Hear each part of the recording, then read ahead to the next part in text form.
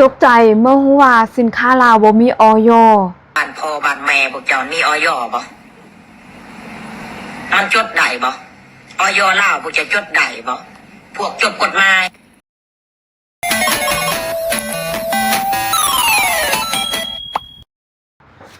สบายดีสวัสดีค่ะสบายดีพ่อแม่พี่น้อง PFC โมสกูสุคนเนาะ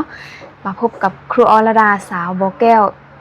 อีกแล้วเนาะอากาศเป็นเนาได้เด้นะทุกคนคอมเมนต์ทักทายบอกกันได้เนาะตอนนี้ขอถ่ายคลิปตอนนี้เวลา 20 นาฬิกา 22 นาทีเนาะวันที่ 15เนาะทุกคนมื้อนี้ไปเซ็งแล้วก็ถ่ายคลิปกับลูกศิษย์แล้วก็ยังบ่ได้ทอดเครื่องออกเนาะแล้วก็มีเวียกเฮ็ดดอกวันนี้คิดว่ามาเฮ็ดคลิปนี้ให้ทุกคนได้ลองเอาคำคิดคำเฮ็ดน้ำกันเดี๋ยวพอจะให้ทุกคนเบิ่งคลิปเนาะทุกคนเนาะก่อนอื่นก็ฝากทุกคนกดติดตามเป็นกำลังใจให้ครูออเด้อเนาะขอบใจขอบคุณที่ติดตามคอมเมนต์ให้กำลังใจครูออเนาะฝากกดไลค์กดแชร์เนาะทุกคนเรื่องของเรื่องคือมีตอนนี้ทุกคนบอกว่าแต่อยู่ไส้เนาะโดยเฉพาะอยู่ประเทศลาวมี CEO เกิดขึ้นหลายเนาะแล้วก็มีสินค้าลาวเนี่ยรู้สึกว่าจะมีสินค้าลาวแบบผลิตออกมาหลายเนาะทุกคนหลายแบรนด์เนาะล่าสุดคือมีแบบ CEO ท่านหนึ่งเพิ่นมาสินค้าลาวบ่มีอย.คือเดี๋ยวจะให้ทุกคนฟังเนาะหูคอก็ตกใจป้าสินค้าลาวที่ครูออแบบสนับสนุนเนาะอุดหนุนมาตลอดนะเนาะเพราะว่าครูออเป็นคนหนึ่งที่แบบอยากส่งเสริมเนาะสินค้าลาวเมื่อก่อนก็คือส่งเสริมสินค้าไทยแบบซื้อกินซื้อใส่นี่คือต้องแม่นสินค้าไทยเนาะส่วนหลายคือแบบ 99% เลยอะทุกคนเนาะที่เขาใส่สินค้าไทยเนาะแล้ววันนี้มันจะมีสินค้าลาวที่เขาผลิตสินค้าลาวขึ้นมาเนาะค่ายตามท้องตลาดสินะเนาะยูฮันทาโคกะดีใจเนาะว่าประเทศลาวคนลาวเขาสามารถเฮ็ดสินค้ามีแบรนด์เป็นของคนลาวเนาะค่ะอุดหนุนส่งเสริมและเนาะคือล่าสุดมาได้ยินจากปากคือ CEO ท่านหนึ่งเนาะเจ้าของแบรนด์หนึ่งเนาะซึ่งเป็นแบรนด์ซานี่แหละเนาะแล้วก็แม่ของครูออเป็นคนหนึ่งที่แบบมักกินซาเนาะแบบคือทุกคนเลยอะทุกคนแบบคนลาวนี่นิยมกินซานะทุกคนเนาะแล้วเจ้าของแบรนด์ท่านนี้เพิ่นว่าอยู่ประเทศลาวเพิ่นบ่มีอย.ว่าซั่นตกใจเนาะเดี๋ยวทุกคนก็จะให้ทุกคนมาเบิ่งคลิปนี้เนาะไปฟังน้ำกันเนาะทุกคนอนุญาตเจ้าของคลิปไปแล้วสบายดีทุกคนมื้อนี้ข้าพเจ้าก็ว่าสิพักผ่อนเนาะสิพักผ่อนแต่ก็คือสิบ่ได้พักมื้อนี้ซ้อน้ำจะมาเว้าประเด็นนี้เด้อเนาะเดี๋ยวซ้อน้ำจะเปิดคลิปให้ฟังประเทศลาวบ้านพ่อบ้านแม่พวกเจ้ามีอย.บ่มันจดได้บ่อย.ลาวพวกจะจดได้บ่พวกจบกฎหมายเปิดให้ฟังอีกรอบนึงประเทศลาวบ้านพ่อบ้านแม่พวกเจ้ามีอย.บ่มันจดได้บ่อย.ลาวพวกจะจดได้บ่พวกจบกฎหมายตามคลิปเลยเราว่าประเทศลาวบ้านพ่อบ้านแม่พวกเจ้าหั่นน่ะมันมีอย.บ่มันจดได้บ่เราใช้คำแบบท้าทายเนาะและดูถูกนี่คือการดูถูกดูหมิ่นอย.ลาวเลยนะเนาะคลิปนี้ฝากไปหากรมอย.ลาวแน่ให้ออกมาชี้แจงเบิ่งดูว่าประเทศลาวนี่มีอย.บ่เนาะถ้าคลิปนี้หากเผยแพร่ไปสู่ประเทศอื่นหรือสังคมหักหับหู้เนาะบ่ว่าจะเป็นคนลาวคนไทยที่ฟังภาษาลาวเข้าใจหลายๆคนมาได้ยินคลิปนี้เขาเจ้าอาจจะบ่กล้ากินสินค้าของคนลาวเลยมันคือเรื่องระดับประเทศเลยและข้าพเจ้าเชื่อว่าประเทศลาวมีอย.บ อันนี้ฝากหากรมอยเดเพราะคำเว้าคำจานี่กำลังลบลูกรมอยบ้านเฮาเลยนะว่าประเทศลาวบ่มีกรมอยเนาะอันนี้เป็นมื้อนี้จะคลิปที่ว่าครูอให้ทุกคนได้ฟังเนาะเดี๋ยวขอจะให้ทุกคนไปเบิ่งไปฟังอีกคลิปหนึ่งเนาะของ CEO อีกท่านหนึ่งเนาะเพิ่นมาอธิบายมาเว้าเกี่ยวกับประเด็นเรื่องอย.เนาะอยู่ประเทศลาวนี้เนาะเราลองไปฟังผู้นี้เพิ่นเบิ่งครูก็ยังบ่ได้ฟังเบิ่งว่าเพิ่นสิว่าแนวใดเนาะเห็นซ้อน้ำเพิ่นแชร์ไว้เนาะแล้วครูก็เลยลองให้ทุกคนฟังพร้อมๆกับครูเนาะเดี๋ยวฟังแล้วเขาจะให้คำคิดเห็นเนาะทุกคนลองให้คำคิดเห็นเบิ่งเนาะเกี่ยวกับประเด็นสินค้าอยู่ในประเทศลาวเนาะทุกคนไปฟังน้ำกันเด้อทุกคนเห็นเลื่อนไปเห็นโพสต์ของโจเซบอกว่ามีเจ้าของแบรนด์นึงบอกว่าสำหรับสินค้าลาวหรือว่าประเทศลาวแมนบ่มีอย.แล้วก็กดเข้าไปบนคอมเมนต์เห็นเจ้าของแบรนด์แล้วแนวนี้ลาวบ้านพ่อบ้านแม่พวกเจ้ามีอย.บ่มันจดได้บ่อย.ลาวพวกจะจดได้บ่พวกจบกฎประเทศลาวมีอย.และบ่มีประเทศใดที่จะบ่มีอย.หรือว่าเซอร์ติฟิเคทที่ยั่งยืนว่าผลิตภัณฑ์ของเฮาสินค้าของเฮาปลอดภัยต่อผู้บริโภคและคุณภาพส่วนผสมต่างๆถูกต้องตามระเบียบของกรมอาหารและยากรมอาหารและยาเพิ่นจะเบิ่งหนึ่งปริมาณสิ่งต่างๆที่ถูกต้องตามความสะอาดแล้วก็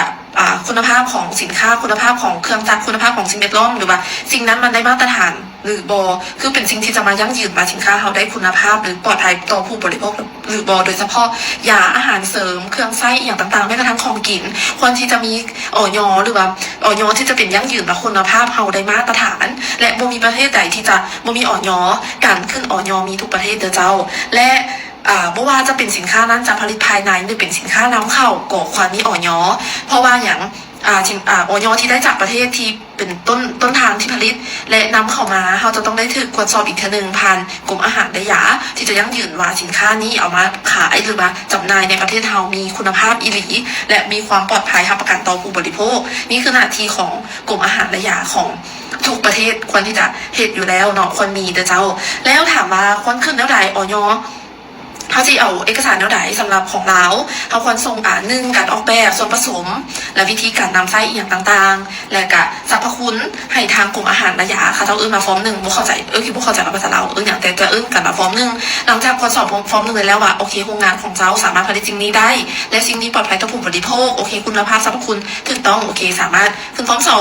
ม2นั้นก็คือการออกแบบแพคเกจจิ้งแล้วออกแบบแพคเกจจิ้งมีแพคเกจจิ้งมีสูตรมี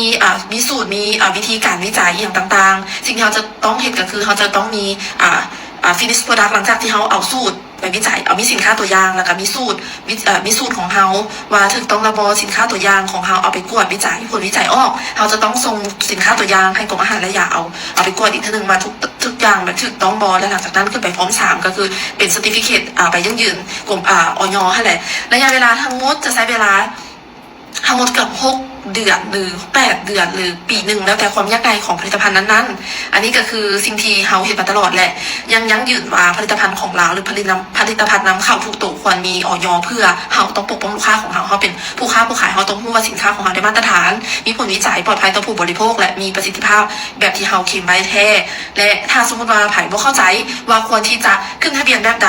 แล้วลงรายละเอียดแบบใดแบบสามารถเบิ่งที่เว็บไซต์ของกรมอาหารและยาได้เลยมันจะมีนิติกรรมเกี่ยวกับการขึ้นทะเบียนยาอาหารเสริมเครื่องสำอางของอยู่ของกินต่างๆสามารถเบิ่งได้อยู่หันเลยขอบใจหลายๆและยังยืดมามีอย.เด้อเจ้าเนาะอันนี้เป็น CEO ที่เป็นคนลาวเนาะออกมาอธิบายให้ CEO อีกผู้หนึ่งเนาะได้ฟังมาแล้วก็ยืนยันมาอยู่ประเทศลาวมีอย.แท้เนาะอธิบายเนาะทุกคนนี่คือหลักฐานใบจดแจ้งเนาะอันนี้อย.ลาวเนาะอันนี้จะเป็นเอกสารเขามายืนยันเนาะว่าประเทศลาวมีอย.แท้เนาะแล้วก็สินค้าแบรนด์ต่างๆเนาะจะมีอย.เนาะส่วนหลายตอนนี้ยังใช้สินค้าไทยเนาะแต่ก็มาใช้สินค้าลาวก็หลายแต่ว่าต้องเบิ่งว่ามันมีอย.บ่เนาะเพราะว่าล่าสุดก็ เกิดมาแล้วเนาะแบบนี้อะไรทุกคนแม้แต่เจ้าของแบรนด์เนาะแม้แต่ CEO ที่ว่าร่ำรวยจากการขายสินค้าของเขาเจ้าอะนะเนาะร่ำรวยจากการเฮ็ดแบรนด์ขายสินค้ายังบ่ฮู้ว่าประเทศลาวเนาะมีอย.บ่มีอย.เนาะให้ไปจดให้สินค้าเขามีอย.หรือว่าบ่มีอย.เนาะโอ้ยเนาะทุกคนเว้าไปเว้ามานี่คิดเรานักใจอยู่ได้เนาะเฮานี่ฮู้เบิ่งแต่พ่อแม่เฮาเนาะญาติพี่น้องของพวกเฮาอะนะบางคนเขาก็เจ้าก็บ่ฮู้นะคือออกมาเว้าที่จริงนะทุกคนระหว่างซ้อนำกับ CEO ท่านนี้อะนะCEO ท่านนี้ซ้อนำบ่ได้มีปัญหาหยังกับ CEO ท่านนี้แล้วที่ขอติดตามเนาะติดตามซ้อนำหั่นนะแล้วบัดนี้ CEO ท่านนี้เพิ่นมาเว้าให้ซ้อน้ำเดี๋ยวซ้อน้ำก็คุดคุยนะแบบคุดคุยเรื่องราวว่าใส่ทองใส่หยังโซ่แล้วว่าค่ายซาเนาะเราค่ายซาเป็น CEO แบรนด์ซานี่แหละเนาะก็จะบ่เว้านะทุกคนซื้อแบรนด์หยังทุกคนไปซอกเอาเองเนาะแล้วก็ซ้อน้ำเพิ่นก็เลยออกมาเว้าเนาะล่าสุดเพิ่นออกมาเว้าเกี่ยวกับแบรนด์ของเพิ่นหั่นน่ะเนาะว่าให้ประเทศลาวว่าประเทศลาวบ่มีอย.ว่าซั่นสินค้าอยู่ประเทศลาวบ่มีอย.เว้าฮอดกฎหมายลาวโอ้โหสุดยอดเนาะทุกคนคือถ้าจะเว้าความหมดคือมันบ่น่าเชื่อถือนะเฮ็ดแบบนี้เฮ็ดให้คนลาวที่ว่าเขาพอฮู้หั่นน่ะเนาะคือจะบ่มีความเชื่อมั่นในสินค้าลาวเฮาสินะคือยกตัวอย่างครูออนี่เป็นคนหนึ่งที่ว่าอยากสนับสนุนสินค้าลาวเนาะอยากอุดหนุนสินะถ้าว่ามันบ่มีคุณภาพมันบ่มีอย.มันบ่ผ่านอย.หรือว่ามันบ่มีอย.แบบนี้นะเฮาก็บ่มีความมั่นใจที่จะอยากจะไปอุดหนุนอยากจะไปซื้อไปกินฮะเจ้าบ่ต้องเว้าหรอกว่าบ่ซื้อก็ย่าเจ้าบ่ซื้อผู้อื่นซื้อน่ะควรอีตนผู้ที่ซื้อเนาะผู้ที่มาอุดหนุนสินค้าเฮาอะนะเนาะเพราะว่าแม่นอยู่บางคนว่าคอมเมนต์ว่ากินก็ดีบางคนก็คอมเมนต์ว่ากินบ่ดีเนาะกูออกไปไล่อ่านคอมเมนต์เนาะว่าซาลาวอันนั้นกินดีบางคนว่าคอมเมนต์ว่าโอ้ซาลาวนี่กินบ่ดีว่าซั่นเนาะอันดีหันมันบ่แตกต่างหยังกับว่าเฮากินแล้วมันดีทำอิฐแล้วมันสะสมเด้เฮาก็บ่ฮู้ว่าในสินค้าของเขาเจ้าหั่นน่ะมันจะดีตอนนี้แล้วมันจะดีตลอดไปบ่เนาะมันจะบ่สะสมสารเคมีหรือว่าสิ่งปนเปื้อนสะสมในร่างกายเฮาบ่สินะเนาะอันนี้คือสิ่งที่ว่าน่าเป็นห่วงนะถ้าว่ามันบ่ผ่านอย.เนาะที่จริงคือเราเนาะเว้าฮอดกฎหมายสินะที่จริงทางฝั่งลาวเนาะก็ควรจะตรวจสอบเนาะควรจะใส่ใจประชาชนคนลาวให้หลายกว่านี้เนาะเพราะว่า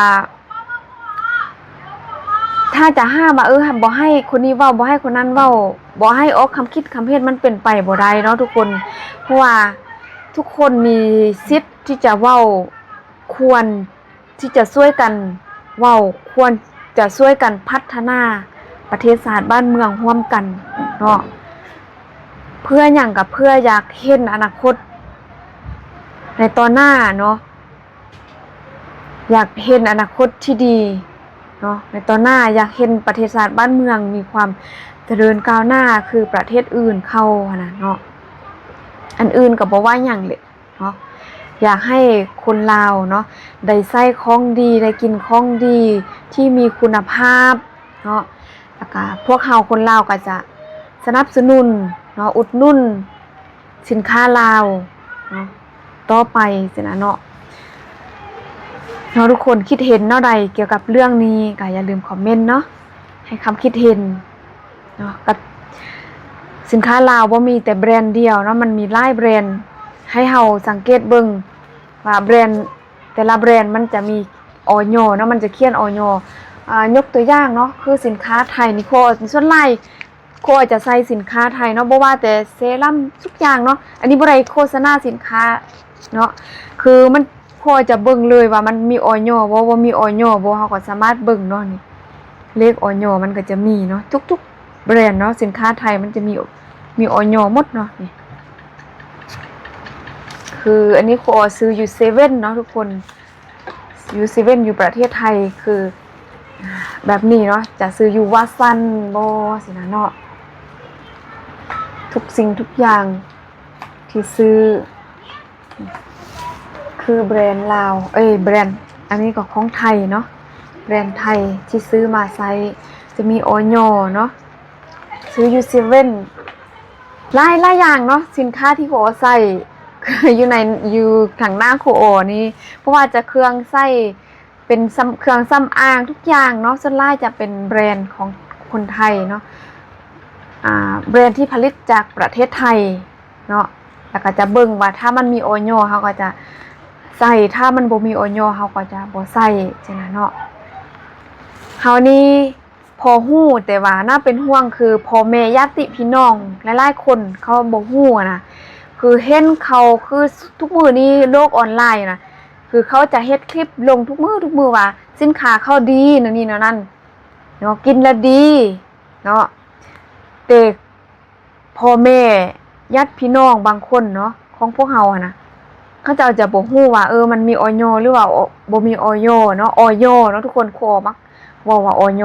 มันจะออกภาษาไทยเนาะภาษาไทยก็ออยเนาะสลาวก็ออยหั่นแหละเนาะออยเนาะนี่แหละทุกคนเขาเจ้าก็จะเห็นเขาโฆษณาว่ากินดีไส้ดีเขาเจ้าก็จะซื้อมากินมาใส่นะบ่ฮู้ว่ากินแล้วมันมีผลในระยะสั้นในระยะยาวแนวใดนะเนาะนี่ถ้าว่าเป็นไปได้ก็อยากให้มันมีคุณภาพเนาะให้มันผ่านมาตรฐานผ่านออยเนาะอันนี้แหละโคก็อยากออกมาเว้าคือมันเป็นสิ่งที่ว่าน่าเป็นห่วงเพราะว่าในช่องของครูโอก็มีญาติพี่น้องมีพ่อแม่ติดตามเขาเจ้าก็จะได้ฮู้บางเทื่อก็จะบ่ล้นที่จะไปบอกหลายๆคนเนาะบอกแต่ละคนมันจะบ่ล้นคือก็มาเฮ็ดคลิปแบบนี้เขาเจ้ามาเบิ่งมาเห็นเนาะก็จะได้ฮู้คือมีลูกศิษย์เนาะแล้วก็มีหลายๆคนที่มาติดตามหั่นน่ะเนาะทุกคนเขาเจ้าก็จะได้เห็นได้ฮู้ได้มีสตินํกันหั่นน่ะเนาะโอเคทุกคนคิดเห็นอะไรก็อย่าลืมคอมเมนต์เนาะตอนนี้ฟ้าห้องเนาะฝนตกช่วงนี้ฝนตกทุกมื้อทุกคนฟ้าห้องโคก็รู้สึกว่าย่านเดเนาะแล้วก็นี่ก็ยังบ่ได้อาบน้ำเทื่อนี่ก็เช้า20:51 นาทีแล้วเนาะทุกคนโอเคเดี๋ยวพบกันคลิปต่อไปเนาะสำหรับคลิปนี้โคจะต้องขอตัวลาไปก่อนเนาะนั่นใดก็ให้กำลังใจโคด้วยเนาะกดติดตามกดไลค์กดแชร์เนาะขอลองเข้าคำว่าสบายดีสวัสดีค่ะพบกันคลิปหน้าเด้อฝนตกทุกคนเอ้ยตอนนี้เวลา 22:18 นาทีวันที่ 15